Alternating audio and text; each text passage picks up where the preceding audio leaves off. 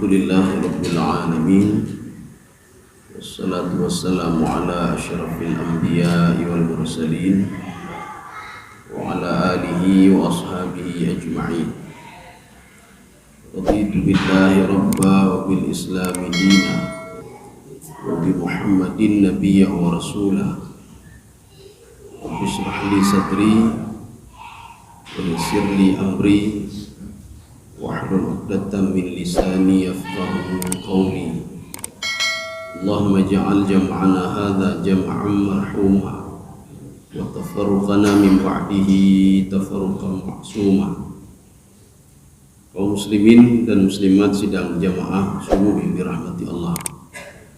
Pembahasan kita sudah sampai ketika seorang itu dimasukkan ke dalam neraka oleh Allah Subhanahu wa taala. Jadi sebelumnya mereka itu ini erat kaitan dengan masih mengurangi timbangan. Jadi makanya cerita ini khusus bagi al-mutaffifin. Maka salah satu kenapa mereka dimasukkan ke dalam neraka itu gara-gara mengurangi timbangan ya, walaupun cuma sedikit. Jadi makanya mereka ketika dibangkitkan di padang mahsyar nanti, ini kita ulang yang kemarin, mereka itulah mahjubun. Mahjubun itu terhijab. Terhijab ini muncul beberapa tafsiran-tafsiran. Ada yang mengatakan terhijab dengan rahmat Allah. Jadi artinya mereka tidak dapat rahmat Allah Subhanahu wa taala. Ada yang mengatakan innallaha yanzuru ilaihim bila rahmah. Allah melihat kepada mereka tanpa ada rahmat, yaitu Allah melihat dengan kemarahan, melihat kepada mereka. Ini maksudnya mahjubun. Setelah itu mereka akan dimasukkan ke dalam neraka oleh Allah Subhanahu wa taala. Ini punya alasan, Pak, ya. Jadi Allah itu tidak zalim. Allah juga ketika di dunia punya alasan kenapa mengazab suatu kaum. Di dalam Al-Quran Allah mengatakan ada dua alasan kenapa kaum itu saya azab, kata Allah. Kenapa mereka itu saya hancurkan? Karena ada dua hal. Yang pertama, mereka berbuat zalim. Artinya kalau seorang tidak salat, dia menzalimi diri dia sendiri. Seorang itu tidak puasa, dia sudah menzalimi diri dia sendiri. Seorang itu mengurangi timbangan, dia sudah menzalimi diri dia sendiri. Maka orang yang zalim itu akan diperingatkan oleh Allah Subhanahu wa taala. Peringatan ini ada kalanya selama-lamanya. Artinya dia itu habis dihancurkan oleh Allah. Ada kalanya peringatan ini tidak tidak mematikan dia. Artinya peringatan bagi dia untuk bertobat kepada Allah Subhanahu wa taala. Tapi yang terakhir itu dia memang dihabiskan oleh Allah. Kenapa? Karena jadi penyakit bagi yang lain. Makanya pembangkang Nabi Nuh alaihissalam sebelum dihancurkan oleh Allah, sebelum dimusnahkan oleh Allah, mereka ada diberikan azab oleh Allah Subhanahu wa taala untuk bisa bertaubat kepada Allah. Tetapi selama 40 tahun diberikan waktu kepada mereka, tenggang waktu untuk bertobat, mereka tidak mau bertobat, makanya mereka dihancurkan semuanya oleh Allah kecuali 83 orang. Ini alasan pertama. Alasan kedua kenapa Allah menghancurkan satu kaum, memusnahkan satu kaum, karena sudah dikirim utusan ke situ, sudah sampai dakwah, mereka tidak mau mendengar, mereka tidak mau merespon, mereka tidak yakin kepada Al-Quran, maka ketika itu kelompok itu dihabiskan oleh Allah Subhanahu wa taala. Ini begitu juga. Jadi thumma, kemudian ya kan kita sudah bicara masalah summa pada pertemuan kemarin itu. Summa itu maknanya litarahi. Tarahi itu memang berkesinambungan.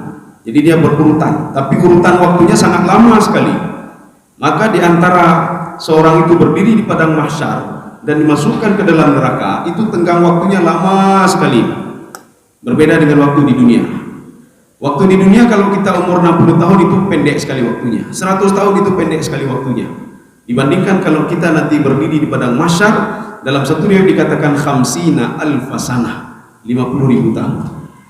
Bahkan kalau kita merujuk ke dalam kitabnya Imam Al-Ghazali Sirajul Talibin, sudah disyarah oleh Minhajul Abidin, yang sudah disyarah oleh Sirajul Talibin. Di situ ada beberapa pendapat ulama tasawuf. Ada yang mengatakan 7.000 tahun, ada yang mengatakan 70.000 tahun. Ya, 70.000 tahun itu berdiri saja di padang mahsyar. Jadi umur kita saja tidak cukup, nanti umurnya nyomu 60 tahun, umur terdodol. Kalau berdiri di sana 70.000 tahun lamanya. Ini kalau versi ulama sufi. Jadi mereka tidak salah juga mengatakan 70.000 tahun. Kalau kita lihat Al-Quran kan 50.000 tahun. Jadi 50.000 tahun itu bisa diperpanjang lagi kalau seorang itu tetap tidak mengakui kalau dia berbuat dosa. Jadi makanya diadili oleh Allah Subhanahu wa taala, ditanya kenapa tidak salat, kenapa berbuat zalim, kenapa ini, kenapa itu. Maka manusia selalu menyalahkan syaitan nanti. Dia tunjuk, syaitan nih, dia syaitan, dia iblis. Sayang iblis, dia tidak ada apa-apa sudah kata-katalah syaitan iblis ini. Ya, sikit-sikit kah syaitan nih, Pak? Kenapa tidak salah? Syaitan nih godalu. Pada hedro nih, Pak.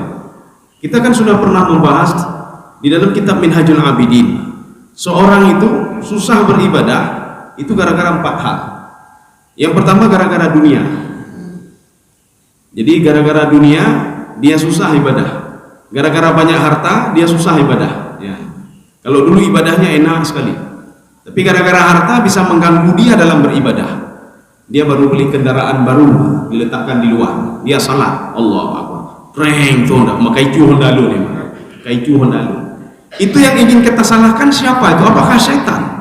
Tidak itu Pak, kendaraan kita sudah menggoda kita ya Pak. Yang gara-gara kendaraannya teman-teman anak kusung nih Pak. Ketika salat di itu mau modal dulu betul. Pada tadi biji modal kok. Tantang kita yang modal yang modal ya Pak. Ya, Pak. Jadi artinya apa? Makhluk itu apa nama dunia selalu menggoda kita. Dulu waktu nggak ada kios, nggak ada kedai, kita salatnya selalu tepat waktu. Tapi ketika punya kedai baru, punya kios baru, ketika azan, rumahnya bereh-bereh kedai. Sedang bereh-bereh kios, sudah kamat, sudah salat, hanam demi temayang. Nih satu. Yang kedua, al-makhluk. Makhluk itu siapa? Itulah manusia. Kita susah beribadah gara-gara teman kita sendiri. Ya. Ketika kita mau salat umayat temayang ile, majar robek temayang ile, untuk ya, tiadu, ya, tiadu temayang panjang boleh. Makanya yang membuat kita susah beribadah teman kita sendiri. Makanya kita disuruh bergaul dengan orang-orang saleh, disuruh bergaul dengan orang-orang baik. Artinya apa? Komunitas orang-orang baik itu selalu mereka berbuat baik. Makanya kalau kita masuk ke dalam komunitas itu, kita juga akan berbuat baik.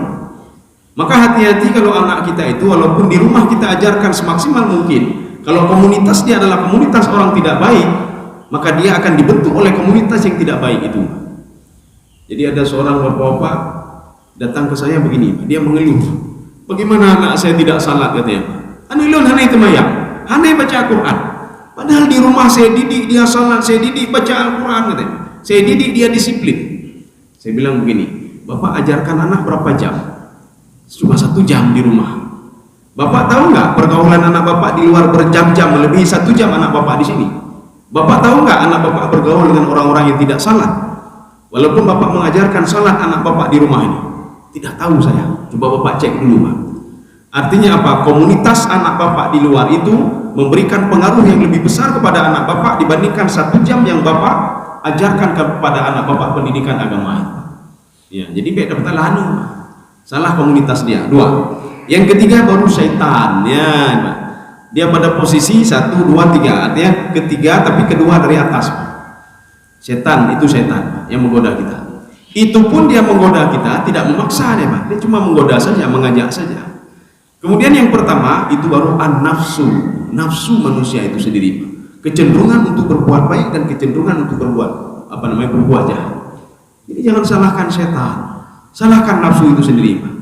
Jadi makanya seorang itu ada namanya nafsul lawamah. Ketika seorang berada di neraka, dia akan mencaci maki nafsunya. Kenapa kamu cenderung kepada ini? Kenapa kamu berbuat ini? Kenapa kamu berbuat ini? Makanya kalau ingin mencaci maki, caci maki diri kita sendiri. Kalau nanti ada seorang itu di padang masa setelah pada masa dimasukkan ke dalam neraka, jangan mencaci maki setan, caci maki diri kita sendiri. Ya, sekarang kita lanjut lagi. Artinya Allah tidak zalim ketika memasukkan seseorang itu ke dalam neraka. Sebelum dimasukkan ke dalam neraka, ya kita lanjut. A'udzubillahi minasyaitonirrajim. Bismillahirrahmanirrahim. Tsumma yuqalu hadzal ladzi kuntum bihi tukadzibun. Ya, kalau tsumma di sini litartib namanya. Jadi arti litartib apa? Setelah seorang dimasukkan ke dalam neraka, ketika itu ya.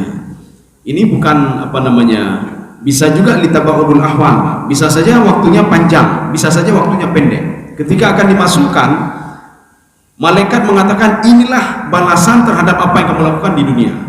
Ini ada dua tafsiran. Ada yang mengatakan malaikat itu ucapan malaikat, satu.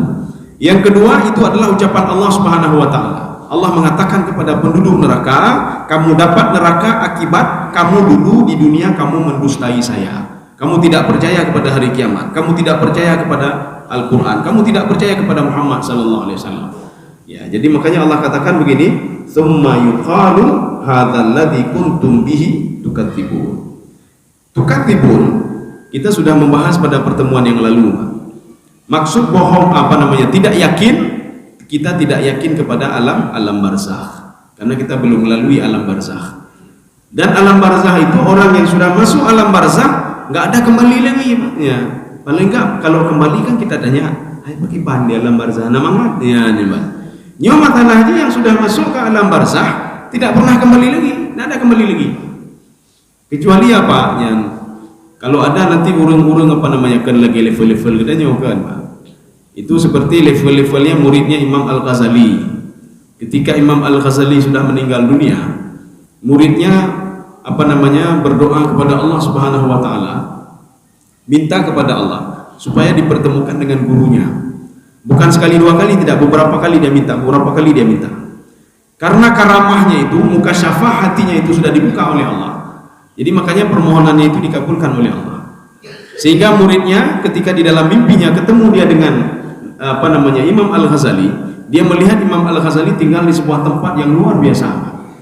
Dan dia bertanya, ini ada cerita ini di dalam kitab Mukasyafah, Mukasyafatul Qulub, dan ada di dalam beberapa tafsir itu ceritanya tentang cerita ini. Muridnya bertanya kepada gurunya, "Wahai Tuan Guru," ini ketika dia setelah minta kepada Allah untuk dipertemukan dengan Imam Al-Ghazali, "Wahai Tuan Guru, tolong ceritakan kepada saya amal ibadah apa yang kau lakukan sehingga engkau mendapat tempat yang seperti ini." Itulah akan kita cerita nanti ini, Pak. Ini Iliyin namanya. Iliyin tempat yang paling tinggi. Kalau pertemuan yang kemarin kita cerita tentang Sijjin. Sijjin itu penjaranya iblis. Atau yang kedua itu adalah neraka. Yang ketiga adalah batu besar yang terletak di bawah bumi. Di bawah batu besar itulah hidup orang-orang Sijjin, roh-roh orang-orang pembuat dosa. Murid Imam Ghazali bertanya, amal ibadah apa yang kau lakukan? Saya akan melakukan seperti Tuan Guru lakukan. Apakah Tuan Guru banyak karangannya? Apakah Tuan Guru banyak beribadah? Apakah Tuan Guru banyak melakukan salat tahajud? Imam Al-Ghazali sambil tersenyum mengatakan, tidak. Bukan gara-gara itu saya masuk ke dalam surga. Ya. Makanya kita jangan bangga sekali dengan amal ibadah kita. Oh, lon tahajud tapi kunci surga karena abang lon. Lain pun lain nak boleh berkili. Lon jatah teman surga. Kenapa? Salat 5 waktu sudah berjamaah selalu. Ibadah kita tidak bisa menjamin kita masuk ke dalam surga. Tidak bisa menjamin kita, sedikit pun tidak bisa menjamin kita masuk dalam surga. Maka yang bisa memasukkan dalam surga itu adalah rahmat Allah Subhanahu wa taala. Kita tidak tahu rahmat Allah itu datang dari mana. Bisa saja rahmat Allah taala itu datang dari apa? Di bulan puasa ini. Maka kita puasa Ramadan. Bisa saja rahmat Allah itu datang dari salat subuh kita tadi. Maka kita salat subuh. Jadi makanya kalau ditanya, kalau untuk apa kita melakukan ibadah kalau ibadah itu tidak menjamin masuk dalam surga, maka kita tidak tahu dari sekian banyak ibadah dari mana yang dapat rahmat Allah. Mungkin saja dengan salat, maka kita salat. Bisa saja dengan sedekah, bisa saja dengan amal ibadah yang sangat kecil sekali kita bisa masuk ke dalam surga akibat rahmat Allah Subhanahu wa taala. Imam Al-Ghazali mengatakan kepada muridnya, kamu tahu enggak? Pada suatu hari saya masuk dalam surga gara-gara rahmat Allah. Rahmat Allah kamu tahu enggak datangnya dari mana? Ketika tengah malam saya sedang menulis, kata Imam Ghazali. Jadi kan tintanya begini, colok tinta. Tiba-tiba ada seekor lalat yang minum tinta saya. Saya biarkan dia begitu saja hatta rawiyat, sehingga dia kenyang dan dia terbang. Rupanya disitulah dapat rahmat Allah, sehingga memasukkan saya ke dalam surga. Maka kita jangan pesimis, jangan pesimis. Orang yang ibadahnya sedikit-sedikit, pesimis ya Pak. Baik dalam rumah cukup elonnya. Hana sama ngambil kue hafal Quran, hana temangganya tahajud, hana temangganya, kita nggak perlu pesimis. Artinya rahmat Allah bukan datang dari situ, dari mana saja bisa datang rahmat Allah. Kita menolong orang lain, membantu orang lain dengan 1.000 rupiah, itu sangat dia butuhkan sekali. Mudah-mudahan rahmat Allah datang dari situ. Mudah-mudahan di bulan Ramadan ini rahmat Allah datang dari anak yatim Yang kita bantu anak yatim itu, anak yatim berdoa kepada Allah. Ya Allah, nak tolong orangnya ya Allah. Ya. Doa anak yatim, apalagi yang bersih hatinya ni, Pak. Doa anak yatim kan anak jilo, Pak. Mutang geli hati, Pak. Jadi anak yatim itu beda bikin anak yatim kan ada umurnya anak yatim. Tapi kamu mithai kamu jaga anak yatim. Ya. Tolong kat Tuhan lo anak yatim ti anak liyah. Umur kali 50 tahun pun anak yatim lo, Pak. Ya. Jadi artinya anak yatim itu kan sebelum balik dia, Pak. Maka anak sebelum balik itu kan cukup geli hati, Pak. Cukup geli hati aja, Pak. Makanya kenapa mengayomi anak yatim itu luar biasa pahalanya. Luar biasanya di mana? Di doanya luar biasa. Ya. Jadi anak yatim artinya juga suatu hikayah hanali tapi hanali. Jadi artinya dia ketika kita kasihani, ketika kita berikan sesuatu terharu dia, Pak. Ibu doa doa ya Allah, nyuruhnya lagi urung cilu ya Allah, dulu urungnya ya Allah. Yang doa itu tidak pernah ditujukan kepada orang lain. Ya.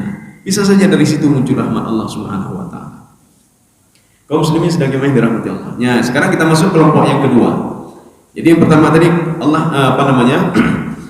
memberikan kepada kita kelompok yang mengurangi timbangan itu akan dimasukkan rohnya itu dan amal catatan kejahatannya itu ada di dalam sijil.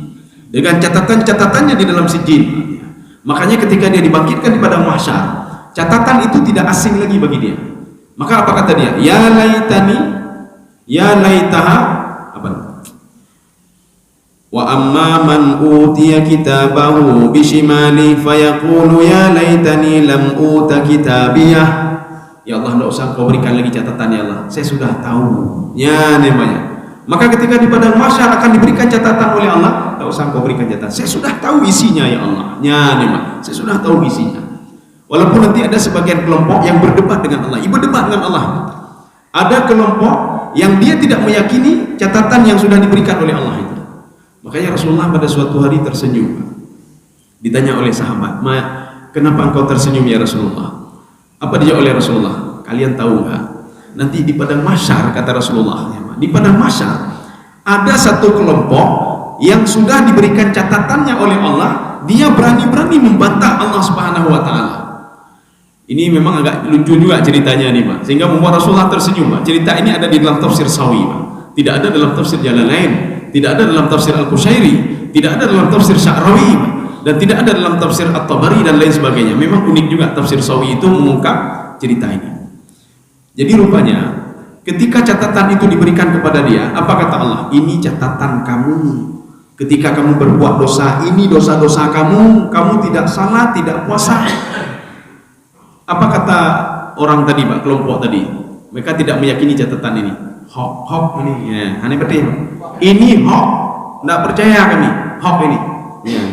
Kemudian Allah mengatakan, kenapa kalian tidak percaya? Bagaimana dengan dua malaikat yang selalu mendampingi kalian? Wah, lebih-lebih lagi. Itu dua malaikat itu anak galak kamu lihat. Tidak senang kepada kami dia. Ketika kami berbuat kebaikan, dia nak mau catat kebaikan. Maka Rasulullah tersenyum. Berani-berani dia berdebat dengan Allah Subhanahu wa taala.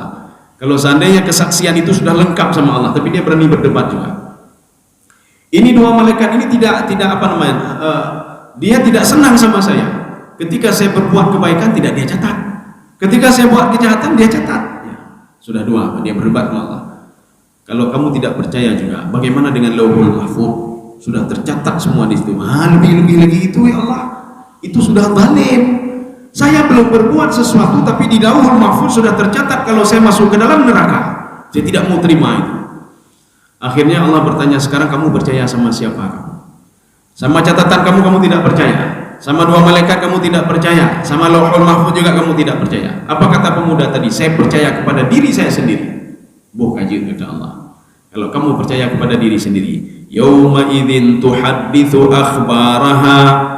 Jadi pada hari itu yang kita anggap benda mati, benda mati, tangan, tidak bisa berbicara, kaki, tiang-tiang ini semuanya, mereka menjadi saksi ketika itu.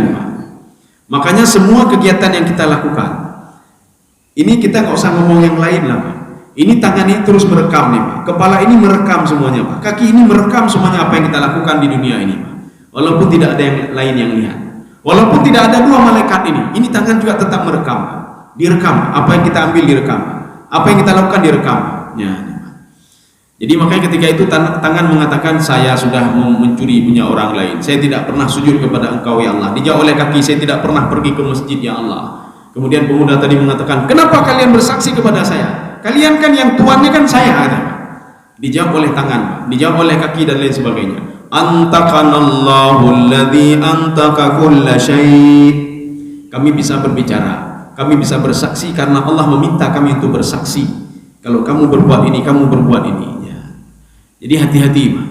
Tangan itu akan menjadi saksi, nanti akan merekam seluruh apa yang kita lakukan di dunia ini, Pak. Kemudian ini kita juga, semua juga. Maka tidak perlu takut. Ketika kita berinfak, bersedekah, tidak ada yang lihat, tidak perlu takut, ya, Pak. Maka waktu yang bersedekah, mana tahu kalian itu, hana media, hana media yang ini, nggak ada yang lihat, ya. Hana jadi sedekah, tengok dong. Ketika ada media, makanya bersedekah ketika ada media, nih, Pak. Jangan takut, Pak. Hana perleyo, ya, Pak. Jadi artinya apa? Kesaksian Allah itu banyak sekali. Dua malaikat ini terus mencatat. Walaupun dua malaikat ini tidak tahu isi hati kita, Pak. Yang dia catat apa? Yang dia catat yang tahir-tahir saja. Ya, jadi makanya ini ada hadis ini, Pak. Ya, hadis dalam tafsir Sawi, Pak. Ini membuktikan kalau malaikat itu tidak tahu isi hati kita, Pak. Malaikat tidak tahu kita ikhlas tidak ikhlas barusan kita salat subuh, dia tidak tahu malaikat itu. Malaikat yang tahunya kita tadi salat subuh dan dia catat, Pak, kita salat subuh. Malaikat yang tahunya kita membaca Al-Quran. Malaikat tidak tahu kalau isi hati kita ini kita baca Quran untuk sum'ah supaya didengar oleh orang lain. Kita tidak tahu ini untuk takabur, dia tidak tahu malaikat ini, Pak. Kita akan baca buktinya. Annal malaikah latas'udu bi'amalil 'abdi fayastaqbilunahu. Jadi malaikat itu dia mengambil amal-amal ibadah kita dan membawa ke atas untuk ketemu sama Allah Subhanahu wa taala. Jadi makanya ini kan dua kali malaikat itu naik ke langit itu dua kali. Maka malaikat kan ada dua. Ada malaikat al-mukarrabin atau mukarrabun, ada satu lagi malaikat yang tugasnya apa? Naik turun langit. Malaikat mukarrabin ini tidak pernah turun ke bumi. Mana contohnya? Malaikat Israfil.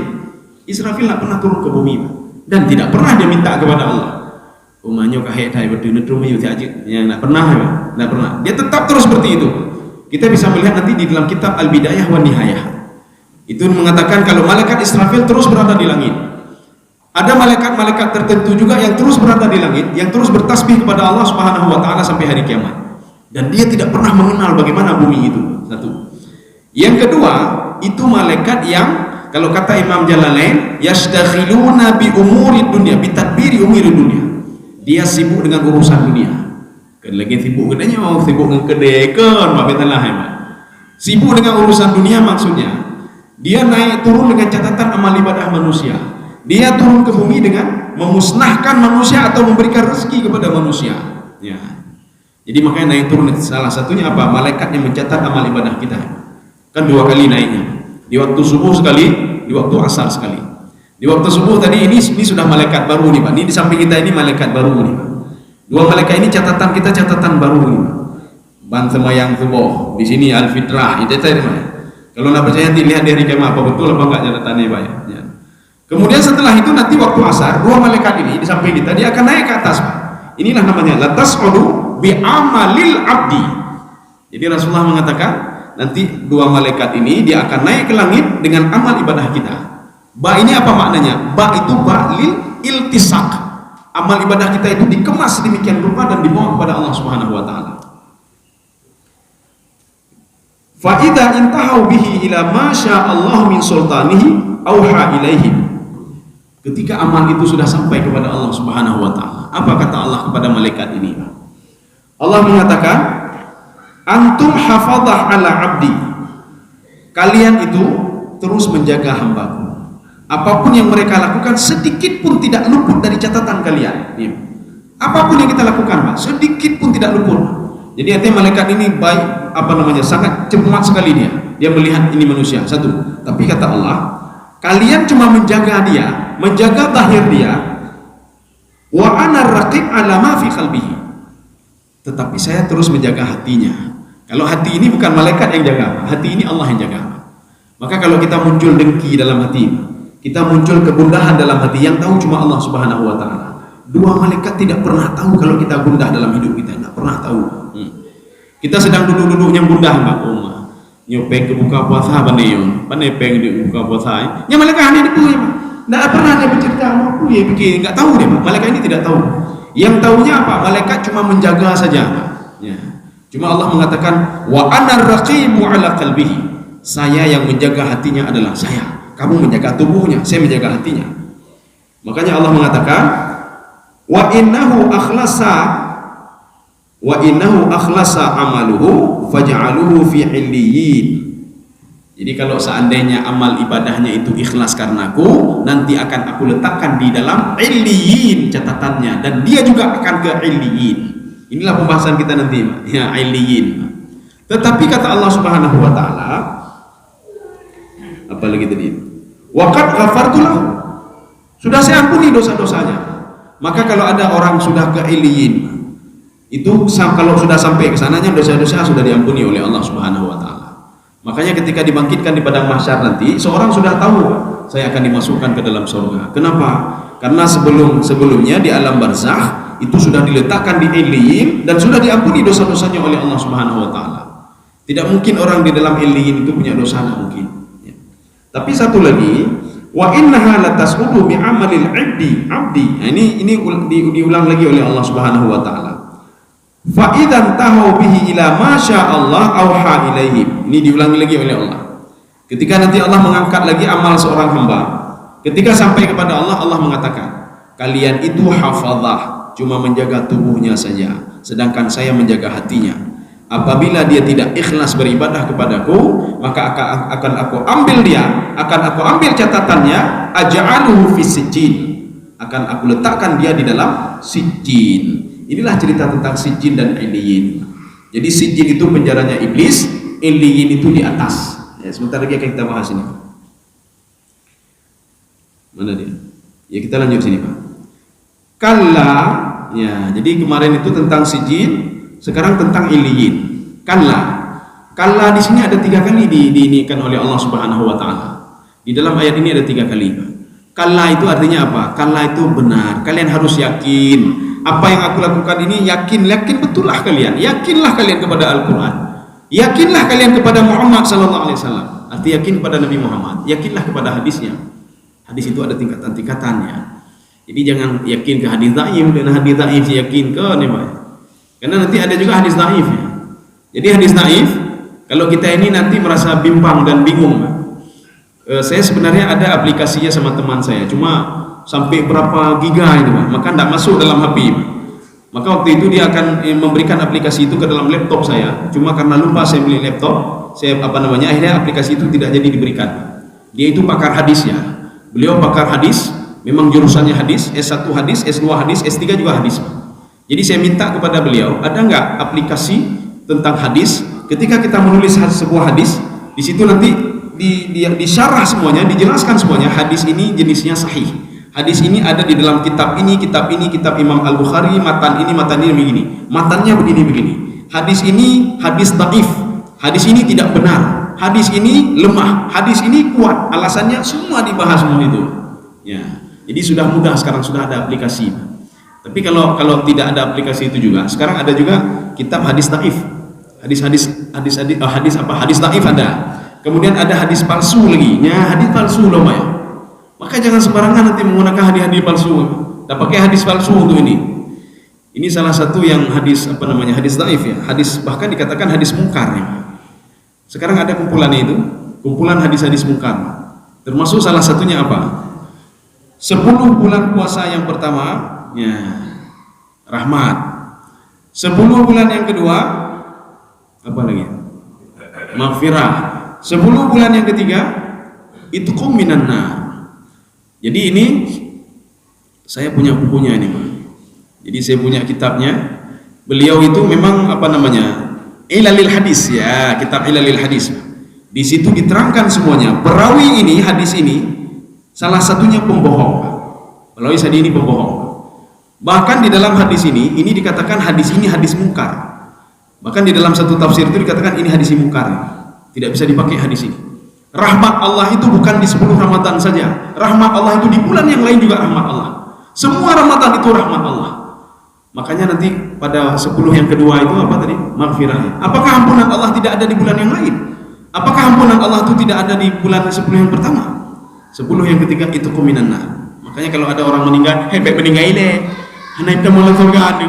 Karena itu kuminan nar itu pada 10 terakhir, baik meninggal ini, gimana pejih urung baik meninggal Pak? Urung kamu karena apanya? Jadi artinya apa? Hadis ini, makanya sekarang sudah mudah kita cari terus hadis itu, bisa kita deteksi hadis itu. Saya tidak tahu juga apakah Google bisa mendeteksi hadis itu, wallahu a'lam bishawab. Coba catat saja hadis apa namanya tentang 10 yang pertama. Coba tanya saja sama Google, mungkin saja dia tahu. Aplikasinya memang ada aplikasi khusus dan kitabnya ada kitab khusus. Sama saya juga ada kitabnya itu. Kumpulan hadis-hadis, ilalul hadis. Jadi hadis-hadis yang ada penyakit-penyakitnya. Salah satunya itulah hadis itu. Termasuk hadis bulan Ramadan itu ada 5 atau 10 hadis yang dicerita di situ. Ya. Salah satunya apa? Sumu tasihu. Ya. Saya heran juga kenapa sumu tasihu masuk ke dalam itu. Jadi itu dijelaskan secara rinci. Ini perawinya ini. Dia bohong, dia tidak pernah ketemu dengan Rasulullah, tapi dia mengatakan sami'tu min Rasulillah. Saya mendengar dari Rasulullah sallallahu alaihi wasallam. Termasuk juga hadis begini. Apabila seorang itu dia tidak puasa 1 hari di bulan Ramadan, maka dia tidak bisa menggantinya saumu dahri selama 1100 tahun, tidak bisa dia ganti. Hadis ini tidak benar juga. Ya. Atau ada hadis palsu, Pak. Hadis palsu begini. Itu pada masa Ali bin Abi Thalib, ya, Ali bin Abi Thalib. Jadi ketika setelah Ali bin Abi Thalib. Jadi waktu itu ada seorang pedagang menjual terong. Hana lagu terongnya tidak laku. Akhirnya dia membuat hadis palsu. Dia buat hadis ini berasal dari Rasulullah SAW. Bunyi hadisnya apa? Al-bazinjan dawaun min kulli dawain. Terong itu obat segala obat. Akhirnya apa? Terongnya lagu, habis terongnya. Tinggal Mekah dong, habis dalam terong. Itu yang ligau, hai pekan yang betul ya hadir Rasulullah, betul ya hadir Rasulullah SAW. Akhirnya ketahuan kalau dia itu buat hadis palsu. Akhirnya orang lain membuat hadis palsu juga, apa? Dia buat lagi hadis palsu. Barang siapa yang begini membeli ini maka dia akan sehat. Dia bekal lagi dalam dagangannya ini, Pak. Ya. Sekarang sudah mudah, hadis palsu itu sudah ada kumpulan hadis palsu sendiri. Ya. Kaum muslimin sedang jamaah dirahmati Allah. Kalla ini artinya Pak, kamu harus yakin kepada saya, harus yakin kepada Al-Quran. Innal abrara lafi illiyin. Abrar ini apa? Abrar ini berasal dari kalimat birrun. Birrul walidaini, kita berbakti kepada orang tua. Birrul walidaini, kita taat dan patuh kepada orang tua. Tetapi taat dan patuhnya itu semasa kedua orang tua kita tidak menyuruh kita untuk berbuat syirik kepada Allah. Siapapun orang tua kita. Ya. Jadi yang jak baklun, yang pegah bina urung ciun non muslim. Ya. Orang tua saya non muslim, orang tua saya kafir. Apakah saya wajib patuh kepada dia? Wajib. Apakah saya wajib taat kepada dia? Wajib. Saudara wajib berbakti kepada kedua orang tua saudara siapapun dia. Kafirkah dia, musyrikah dia, Yahudikah dia? Ya, siapapun dia. Tetapi ketika kedua orang tua ini mengajak saudara untuk syirik kepada Allah, maka itu tidak boleh patuh. Tapi ketika kedua orang tua ini dia menyuruh saudara pergi ke sana, kamu datang ke rumah, kamu buat ini, kamu wajib patuh kepada kedua orang tua. Ini sama terjadi seperti ketika pada masa Nabi Musa alaihissalam. Pada masa Nabi Musa, makanya cerita-cerita Nabi Musa itu banyak cerita-cerita mendidik ya, cerita pendidikan. Dan banyak cerita-cerita pada Nabi Musa, berbeda dengan nabi-nabi yang lain. Yang paling banyak berdialog dengan Allah juga Nabi Musa alaihissalam. Wa kallamallahu Musa taklima. Jadi waktu itu Nabi Musa diberikan informasi oleh Allah. Wahai Musa, kamu pergi ke sebuah tempat. Itu pemuda itu yang berada di tempat itu calon penghuni surga, kata Allah. Ketika itu Nabi Musa merasa penasaran siapa penghuni surga itu. Ketika dilihat penghuni surga yang dimaksudkan oleh Allah tadi adalah seorang peternak babi, ya, seorang peternak babi. Ada 2 ekor babi yang selalu dia jaga, dia mandikan, dia jaga, diberi makan. Dia sibuk dengan babi itu selalu, Pak. Dia mandikan, sibuk dengan babi itu. Dilihat oleh Nabi Musa. Makanya di dalam Taurat itu sudah jelas, Pak, mana binatang haram termasuk babi ini disebutkan di situ. Babi haram, anjing haram. Maka di dalam Taurat, di dalam Injil itu disebutkan mana binatang-binatang yang halal. Ya. Jadi ketika itu, ya, Masa orang yang sibuk dengan yang haram bisa masuk ke dalam surga? Akhirnya apa? Dia protes lagi sama Allah. Allah mengatakan, kamu lihat dulu, jangan protes dulu. Makanya Nabi Musa itu ceritanya banyak yang unik-unik, termasuk cerita beliau dengan Nabi Khidir alaihissalam. Jadi maka ketika dilihat pemuda itu, dia mandikan babi, akhirnya dia tanya, saya heran melihat kamu. Kamu itu Allah mengatakan kamu calon penghuni surga, sedangkan kamu sibuk dengan yang haram-haram. Ya, kamu sibuk dengan babi ini. Saya pikir kamu sibuk dengan ibadah, rupanya sibuk dengan babi ini. Pemuda itu terus menangis. Dikatakan oleh Nabi Musa, kenapa kamu menangis? Saya akan tanya kenapa kamu sibuk dengan babi ini. Kamu tahu kan? Ini dua babi ini, dulu manusia, ini orang tua saya, dikutuk oleh Allah menjadi babi. Dua-dua ini. Maka saya sebagai anaknya, saya mandikan dia, saya berikan makan kepada dia, saya berikan tempat yang nyaman kepada dia. Kenapa? Karena ini dua orang tua saya. Baru dikejar Nabi Musa, ini orang baik, berbakti kepada orang tua, walaupun orang tuanya sudah menjadi babi. Ya. Inilah yang Allah katakan, wa in jahadaka ala an tusyrika bi ma laysa laka bihi ilmun fala tuti'huma wa sahibuhuma fid dunya ma'rufa. Kamu tidak patuh kepada orang tuamu ketika mereka itu menyuruh kamu kepada syirik kepadaku, untuk tidak beribadah kepadaku. Tetapi kata Allah, wa sahibuhuma fid dunya ma'rufa. Bergaulah dengan mereka di dunia sebagaimana layaknya seorang anak dan ibu. Ya.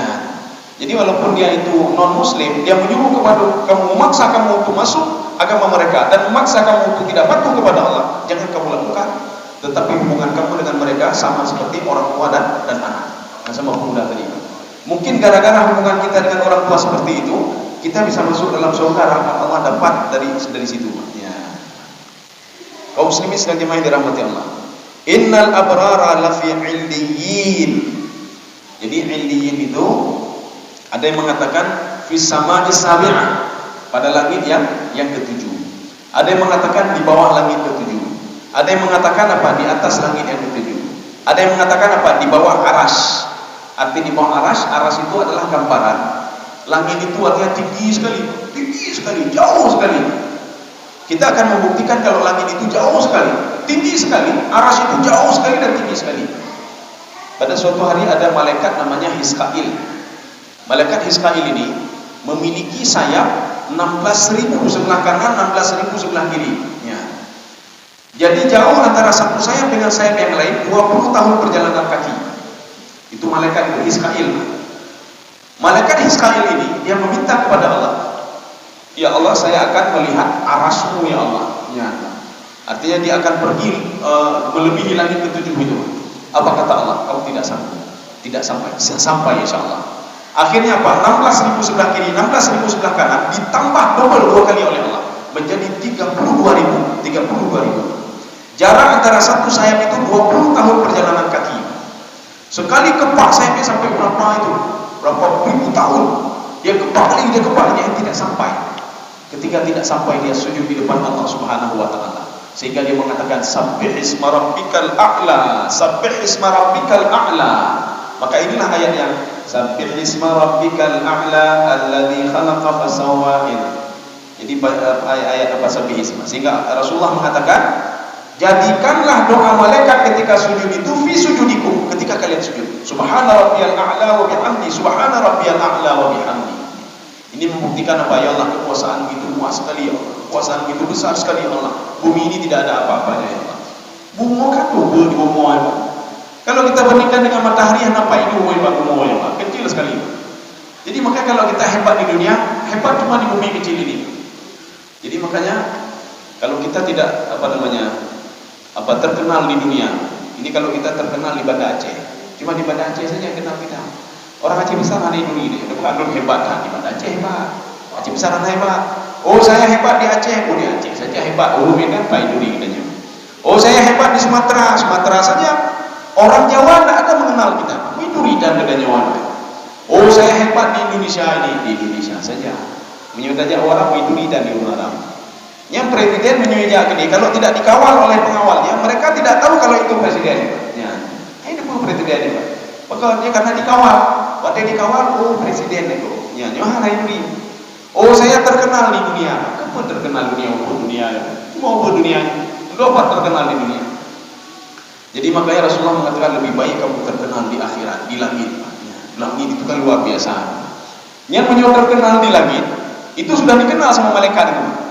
Jadi makanya ada seorang pemuda ketika lewat di depan Rasulullah SAW, Rasulullah mengatakan kepada sahabatnya, kamu kenal nggak yang barusan lewat tadi?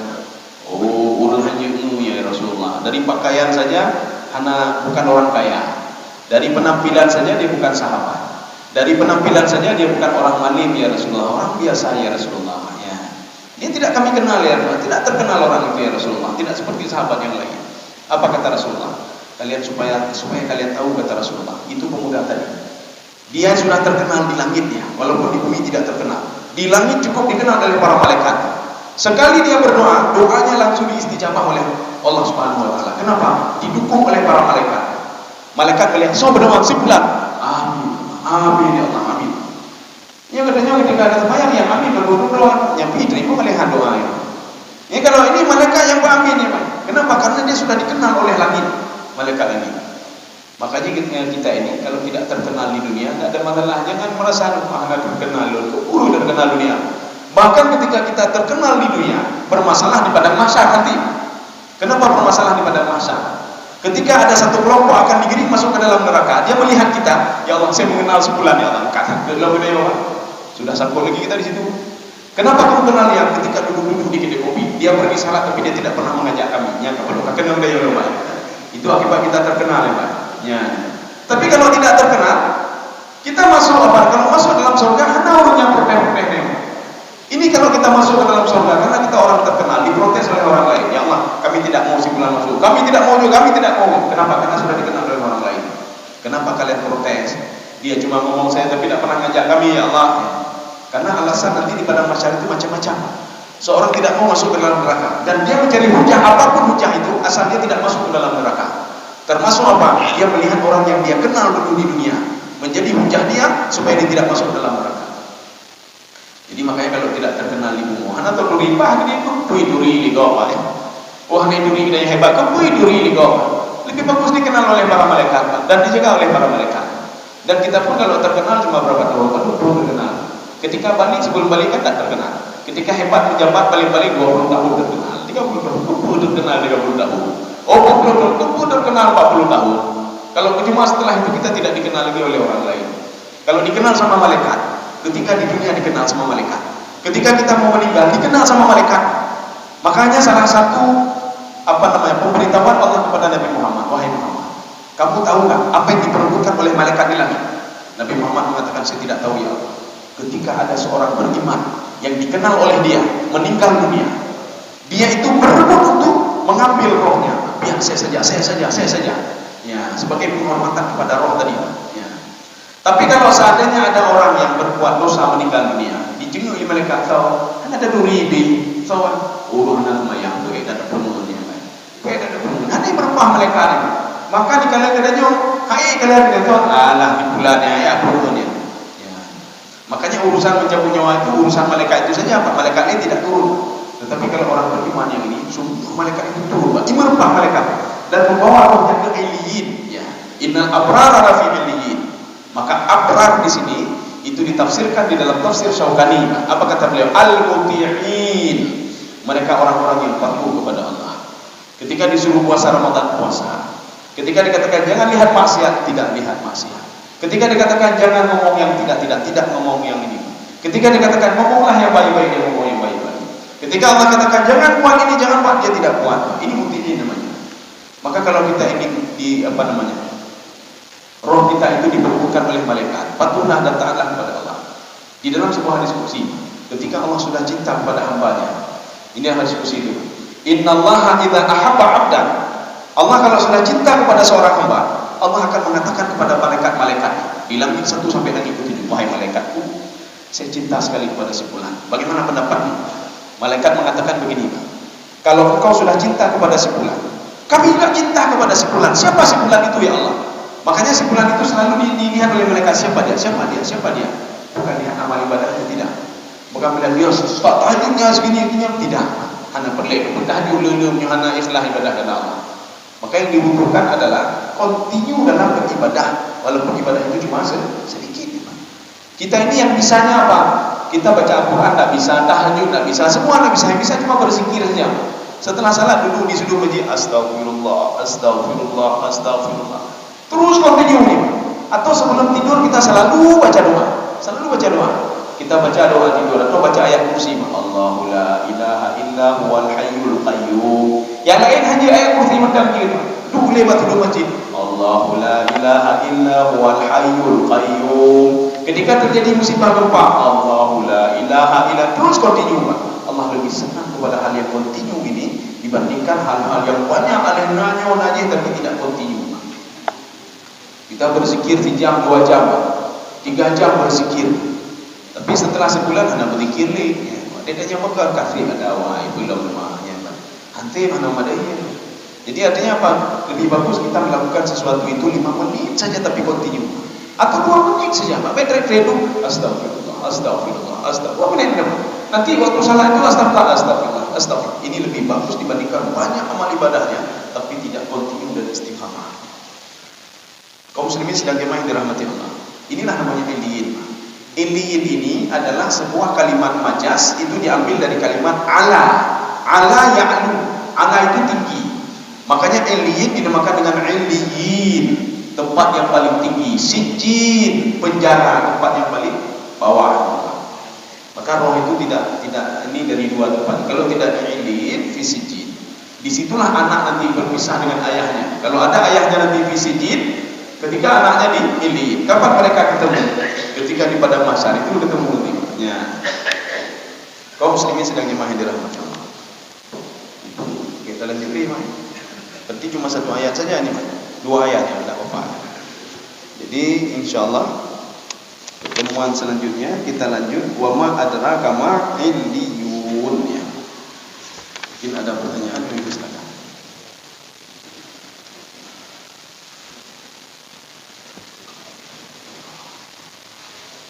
Ada yang bertanya?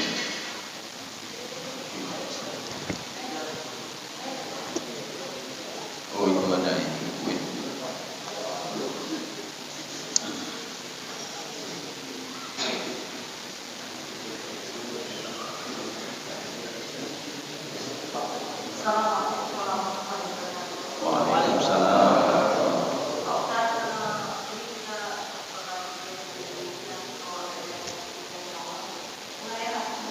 Iya.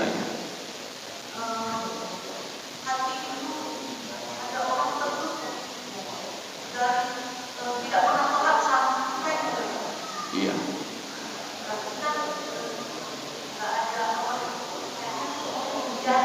Iya. Iya, iya. Iya.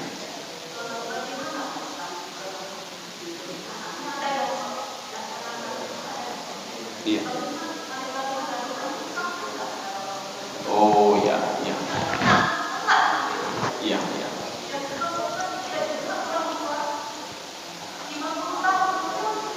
Iya. Iya. Tidak mau? Iya. Iya. Iya. Iya.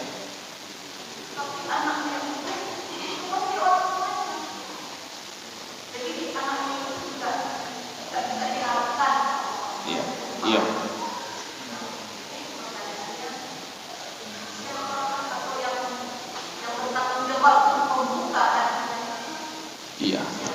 Oh ya. Oh ya. Ya, ini jawaban ini akan saya jawab dengan sebuah hadis kursi. Jadi dalam hadis kursi itu, ya ibadi. Ini hadis kursi ini memang unik sekali.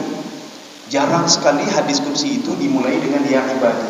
Ibadi itu maksudnya kalau dalam bahasa Aceh kita begini, wahai hamba yang bertuah, ya bunaya, wahai anak belum yang sayang, anak sayang lu, ya dibayar, ya bunaya. Seperti kata Luqmanul Hakim kepada anaknya, ya bunaya, wahai anak bertuah lu, ya. Jadi begitu juga Allah, ya ibadi, wahai hambaku, kullukum dhalun illa man hadaitu. Semua kalian sesat, semua pintu hati kalian tertutup kata Allah, tidak tahu mau jalan kemana. Illa man hadaitu, kecuali yang saya berikan petunjuk kepada dia. Bagaimana diberikan petunjuk oleh Allah? Fastahduni, mintalah petunjuk dariku, kata Allah. Ahdikum, baru saya berikan petunjuk kepadamu. Jadi makanya petunjuk itu harus diminta, bukan ditunggu. Ada orang tidak salat, ketika ditanya kenapa tidak salat, belum sampai hidayah lagi dari Allah. Ya, ini salahnya. Ketika seorang tidak puasa, kenapa tidak puasa? Saya belum diberikan hidayah dari Allah. Itu salah. Kita harus minta dulu hidayah kepada Allah. Ya Allah, berikanlah petunjuk kepada hati saya. Ya Allah, tolonglah anak saya, ya Allah. Sudah capek saya didik dia, kok tidak bisa begini berubah, ya Allah. Tolonglah ya Allah, berikan petunjuk kepada saya. Apapun mau saya lakukan, ya Allah. Ya Allah, berikanlah petunjuk kepada saya. Petunjuk itu harus diminta. Kalau kita diam saja, maka Allah tidak akan pernah memberikan petunjuk kepada kita. Jadi minta dulu petunjuk itu, baru diberikan petunjuk oleh Allah Subhanahu wa taala. Kalau orang barat, apa yang kurang sama orang barat? Di Australia ada kajian Timur Tengah. Ketika saya tanya sama teman saya cek di sana. Saya cek sama teman saya, ini bagaimana kajian Timur Tengah itu? Yang mengkaji itu orang-orang barat semua. Orang-orang Australia itu dia mengkaji Islam, mengkaji ini, mengkaji itu. Tetapi mereka tidak pernah dapat hidayah. Kenapa? Karena mereka tidak minta hidayah sama Allah. Mereka mau pelajari Al-Quran, mau pelajari ini, mau pelajari itu. Di Jerman kan begitu juga. Ada pakar fikih, ada pakar tafsir, ada pakar hadis. Itu orang-orang itu semua. Orang-orang barat semua, orang-orang Eropa semua. Tapi mereka kenapa ilmunya begitu banyak, tetapi kenapa tidak diberikan hidayah? Bukan tidak diberikan hidayah, mereka sendiri tidak mau hidayah. Abu Talib apa kurangnya? Abu Talib orang cerdasnya luar biasa. Abu Talib punya anak namanya Ali bin Abi Talib. Ali bin Abi Talib ketika kecil sudah bersama Rasulullah SAW. Ketika itu Rasulullah mengajarkan Ali bin Abi Talib untuk salat 5 waktu. Dilihat oleh Abi Talib, ditanya oleh Abi Talib, kamu ajarkan apa anak saya wahai Muhammad? Itu Abi Talib itu sepupu Rasulullah. Kamu ajarkan apa kepada sepupumu itu? Apa kata Rasulullah? Saya ajarkan dia untuk menyembah Allah. Allah itu siapa, kata Abi Talib? Yang menciptakan langit dan bumi. Terus ajarkan terus anak saya, ajarkan terus. Berikan petunjuk ini kepada dia, minta kepada Allah, kepada anak saya. Dia tahu Abi Talib. Abi Talib tahu kalau petunjuk itu berasal dari Allah. Abi Talib tahu kalau yang disembah itu adalah Allah. Tapi Abi Talib tidak mau petunjuk dan tidak mau minta petunjuk kepada Allah. Jadi harus minta petunjuk. Jadi tidak ada, makanya kita kemarin sudah cerita. Saya kemarin mengangkat tafsir Al-Qayyim. Tafsir Al-Qayyim mengatakan begini, hati itu, makanya kita jangan tunggu yang ketiga. Kalau yang ketiga ini kabih ini, abih. Yang pertama ran namanya, bal rana ala qulubihim. Ran itu apa? Kita berbuat dosa. Setelah lu berbuat dosa, ini hati-hati. Kalau orang selalu berbuat dosa, hatinya akan ditutup oleh dosa itu. Satu. Kemudian akan proses yang kedua, namanya taba'ah. Taba'ah ini sudah dicap oleh Allah Subhanahu wa taala, si fulan itu berbuat dosa. Dua. Yang ketiga, ini sudah dikunci hatinya. Kenapa dikunci oleh Allah? Karena dia sendiri. Bagaimana caranya untuk membuka kunci itu? Tergantung pribadi dia sendiri.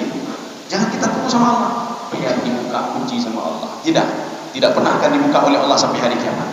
Makanya Nabi Ayub alaihissalam, Nabi Yunus alaihissalam ketika berada dalam perut ikan. Padahal Nabi Yunus kan seorang nabi, seorang rasul, masa bisa berada dalam perut ikan? Ketika itu Allah mengatakan, kalau bukan dia minta ampun sama saya, dia mengakui dosanya di dalam perut itu sama saya, akan saya biarkan dia di dalam perut ikan sampai hari kiamat. Nah, labitha fi batnihi ila yaumil qiyamah. Maka sekarang tergantung pada kita. Kita mau petunjuk, minta kepada Allah. Kita mau sesuatu, minta kepada Allah. Apakah anak kita punya anak yang saleh? Karena sebagian orang tua kan begini, ayo ya temayang gede lu, gedenya dari ya temayang, cok Quran betul. Ayah anak jak temayang ya, ayah belum berhidayah. Jangan pilih, untuk hati-hati kalau ya berdoa ayah, bahkan mau program, lagi pikir program oleh. Untuk bahaya motor kan, boleh baju anu yang saleh. Ya, untuk doa gaya yang bisa doa anak yang saleh sampai ke ayahnya apabila ayahnya tidak syirik kepada Allah Subhanahu wa taala. Apabila ayahnya syirik kepada Allah, apabila ayahnya itu syirik seperti Abu Lahab, syirik kepada Allah, dia tidak mengakui Allah Subhanahu wa taala, itu jangan pernah mengharap doa dari anaknya. Sesaleh apapun anaknya, doanya tidak akan pernah sampai ke ayahnya. Jadi kalau kita ingin doa dari anak kita, itu paling tidak sebagai tambahan saja. Yang lain tidak bisa. Makanya seperti doa Rasulullah minta kepada Allah, ya Allah, berikanlah syafaat saya kepada orang yang paling saya cintai di dunia ini, ya Allah. Seperti orang tua saya sendiri. Siapa itu? Abi Talib. Abi Talib mengayomi Rasulullah SAW, pamannya itu. Kenapa Abi Talib dekat dengan Rasulullah? Karena Abi Talib dengan ayahnya Rasulullah, Abdullah, satu ayah satu ibu. Kalau yang lain tidak. Abu Lahab, Abu Jahal, namanya. Abu Lahab itu satu ayah saja dengan ayah Rasulullah, tapi lain ibu. Yang satu ibu itu dan satu ayah cuma Abi Talib dengan Abdullah. Makanya Abi Talib kenapa dia begitu ini menjaga Rasulullah SAW? Kenapa? Karena ayahnya Rasulullah adalah saudara kandungnya Abi Talib, Abdullah. Maka dijaga betul. Ya. Makanya ketika itu dikabulkan oleh Allah. Dikabulkan oleh Allah, dia bisa memberikan syafaat kepada pamannya Abi Talib. Tetapi syafaatnya jangan salah kita.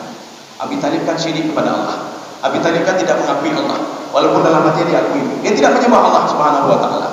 Makanya kalau kita baca nanti di dalam kitab-kitab tafsir maupun kitab tasawuf, salah satu syafaatnya Rasulullah kepada Abi Talib, memindahkan Abi Talib dari neraka paling di neraka Jahim, nanti dinaikkan ke sebuah batu di neraka juga. Ya. Jadi artinya apa? Tetap dalam neraka juga, tidak bisa keluar dari neraka itu. Tidak bisa keluar dari Jahim. Karena Abu Lahab itu di dalam Jahim. Makanya Rasulullah nanti berdoa kepada Allah, dia akan dinaikkan derajatnya sedikit di dalam Jahim itu, tapi tetap panas juga. Ya. Artinya paling tidak mengurangi sedikit lah. Ya. Jadi makanya tidak bisa, doa itu tidak sampai kepada orang musyrik, tidak sampai. Kecuali tadi doa Rasulullah kepada pamannya, itu pun permohonan dia kepada Allah Subhanahu wa taala. Satu. Yang kedua, kalau hatinya tertutup, ya, dia tidak berbuat baik, dia sudah tahu anaknya begitu juga anaknya tidak berbuat baik, itu yang berusaha siapa? Ketika di padang mahsyar nanti, anak ini menuding ayahnya, orang tuanya kalau dia tidak berbuat apa-apa. Makanya nanti ketika di padang mahsyar, yauma yafirrul mar'u min akhi wa ummihi wa abi wa sahibatihi wa bani. Maka ketika mereka akan dimasukkan ke dalam neraka anak-anak ini protes gara-gara orang tua kami, ya Allah, masukkan dia juga ke dalam neraka. Orang tua begitu juga, tidak ada hubungan, ini bukan anak saya, ini bukan ini, saya tidak mau tanggung jawabnya. Jadi masing-masing ini sendiri. Jadi kalau seandainya kita tanggung jawab siapa, itu masing-masing. Bahkan lebih parah lagi, orang tua kalau dia punya anak, tidak dia didik anaknya, dia akan bermasalah di pada masa nanti. Makanya kenapa umur 7 tahun anak itu sudah diwajibkan untuk salat. Kita yang wajib, kita wajib ngomong untuk salat, walaupun anak itu belum wajib salat lagi. Anak itu wajib salat ketika balik. Tapi kita wajib mengatakan kepada anak kita, salat nak, sudah salat nak, itu wajib kita katakan. Jadi ini tanggung jawab masing-masing. Ya, kita yang takutnya apa? Anak kita nanti dia berdebat di depan Allah dan dia berhujah di depan Allah kalau dia seperti itu gara-gara kita. Ini bermasalah lagi kita nanti. Jadi kalau seandainya dia tidak salat, ini tanggung jawab siapa ini? Ya, jadi kalau ini bisa juga begini. Ada orang tidak tahu kebaikan, itu tanggung jawab pendakwah nanti. Kenapa? Dia tidak tahu apa-apa. Salat tidak tahu, ini tidak tahu, semua tidak tahu. Ya, demikian. Jadi saya rasa cukup sekian saja. Mudah-mudahan ada manfaatnya bagi saya sendiri dan jemaah sekalian. Subhanallah bihamdika, asyhadu an la ilaha illa anta, astaghfiruka wa atubu ilaik. Assalamualaikum warahmatullahi wabarakatuh.